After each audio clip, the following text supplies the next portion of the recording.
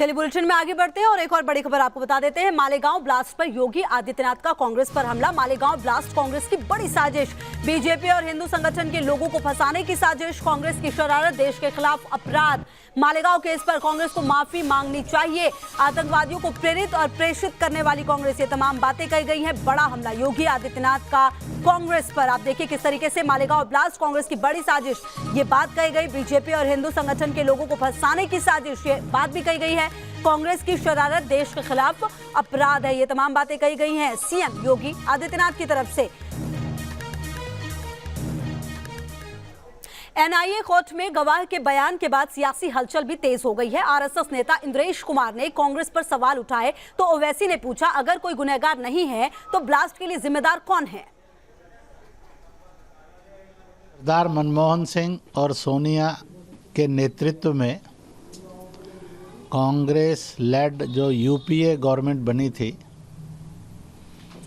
उसने एक साजिश रची कि भगवा जो भगवान सूर्य से है, संतों से है, अग्नि और ऊर्जा का प्रतीक है, उसको आरोपित और अपमानित किया। फिर उन्होंने एजेंसीज के कुछ अफसरों का मिसयूज़ करने की कोशिश की कि वह लोगों को निरपराध पकड़े और पकड़ने के बाद उन पर दबाव बनाए कि वह और कुछ भी झूठे नाम संतों को बदनाम किया जा सके, संघ को फंसाया जा सके, इसको करें। और उन्होंने जब मुकदमे किए तो पांचों मुकदमों की मौलिक एफआईआर के अंदर मेरा या योगी आदित्यनाथ का नाम भी वो इंक्लूड नहीं कर सके क्योंकि उनका कोई प्रमाण नहीं था। अब ये तमाम विटनेस अगर हॉस्टाइल हो रहे हैं तो इसका मतलब ये है कि ये केस ख़त्म हो जाएगा। फिर किसने किया मालेगांव 2006 किसमें किया? 48 लोग मर गए, उनकी फैमिली को कौन जवाब देगा? मालेगांव 2008 में 8 लोग मौत हुई, कौन किया? क्या साध्वी प्रज्ञा ठाकुर के नाम पे वो मोटरसाइकिल है नहीं है? मुंबई में 92 के ब्लास्ट में एक मारुति वैन थी एक लेडी की, वो वैन के ऊपर उसको सजा हो गई, तो इस पर सजा नहीं हो सकती क्या? अब ये तो बताना पड़ेगा सरकार को। क्या ये सरकार मरने वालों जो मौतें हुई हैं उनको इंसाफ दिलाएगी, नहीं दिलाएगी? वहीं इस पूरे मामले पर सीएम योगी आदित्यनाथ ने क्या कुछ कहा वो भी आपको सुना देते हैं। कांग्रेस ने इस देश के अंदर सर्वाधिक समय तक शासन किया, सर्वाधिक समय तक शासन किया, लेकिन शासन किस रूप में कर रही थी? आज आपने कांग्रेस का आपने महाराष्ट्र एटीएस का एक बयान देखा होगा। उस समय कैसे भारतीय जनता पार्टी के कार्यकर्ताओं को, नेताओं को, राष्ट्रीय स्वयंसेवक संघ के नेताओं को, हिंदू नेताओं को कैसे लोग झूठे मुकदमों में फंसाने का कार्य कर रहे थे।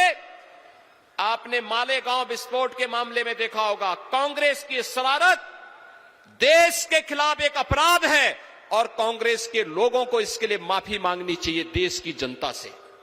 आतंकवादियों को प्रेरित और पोषित करने वाली ये कांग्रेस देश के साथ कैसे खिलवाड़ कर रही है, ये किसी से छुपा हुआ नहीं है। पहले जब सत्ता में थे तब उन आतंकियों को प्रेरित और प्रोत्साहित करते थे और हिंदू संगठनों पर झूठे मुकदमे दर्ज करते थे, और आज जब सत्ता के बाहर हैं तो हर उस कार्य का विरोध करते हैं जो कार्य जनता के हित के लिए हो। वहीं इस पूरे मामले पर मालेगांव ब्लास्ट में आरोपी बनाए गए समीर कुलकर्णी का क्या कुछ कहना है, सुनते हैं। कल पहली बार स्वतंत्र भारत के स्पेशल एनआई कोर्ट में अभियोजन पक्ष का गवाह, जिसने एटीएस ने अंडर सेक्शन 161 के तहत जिसका जवाब रिकॉर्ड किया गया था 2008 में, उसने स्पेशल एनआई कोर्ट में भगवान की सौगंध खाकर कहा और केवल वो एक ही मांग कर रहे थे कि जब तक आप 5 आरएसएस लोगों के नाम नहीं बोलते हो तब तक हम आपको नहीं छोड़ेंगे। बाकी आरोपियों के साथ जैसा सलूक किया है उससे बुरा सलूक आपके साथ करेंगे। जो 5 नाम उसने बताए वो प्रमुखता से स्वामी असीमानंद महाराज, योगी आदित्यनाथ जी, इंद्रेश कुमार जी, देवधर और काका जी ऐसे नाम एविडेंस के ऊपर कल माननीय न्यायालय ने रिकॉर्ड किए।